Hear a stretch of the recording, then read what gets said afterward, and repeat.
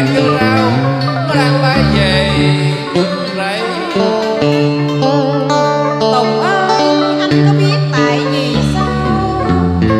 cứ mỗi sáng anh mơ đàn chim cơ rau cất cao dòng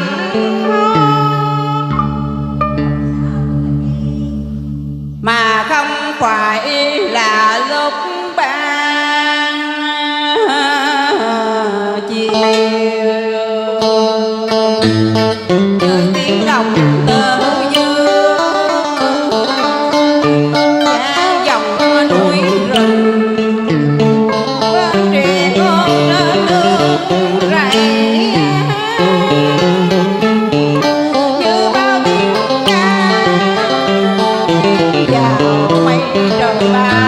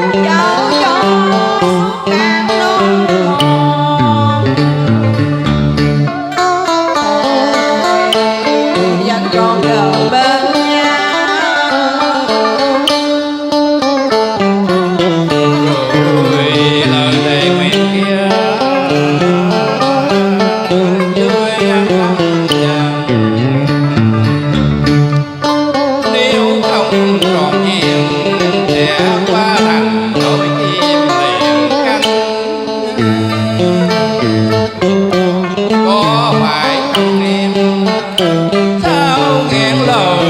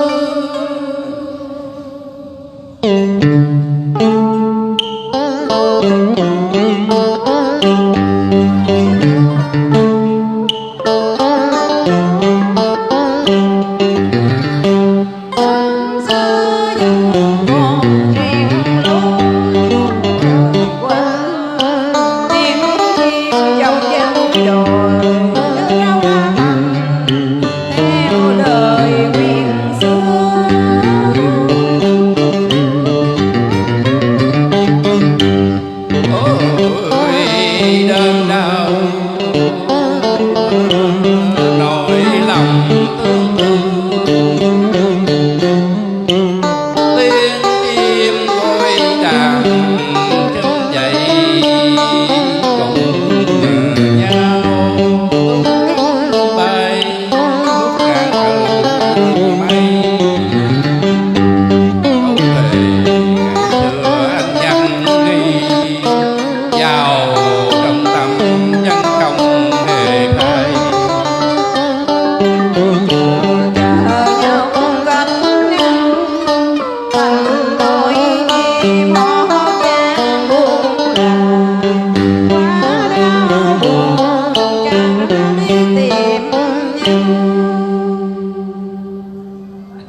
tới rồi đàn hàng đã quá cánh chim lưng trời bạc gió hòa cùng điệu hót rộn ràng mang lại niềm tình cho khắp buôn làng.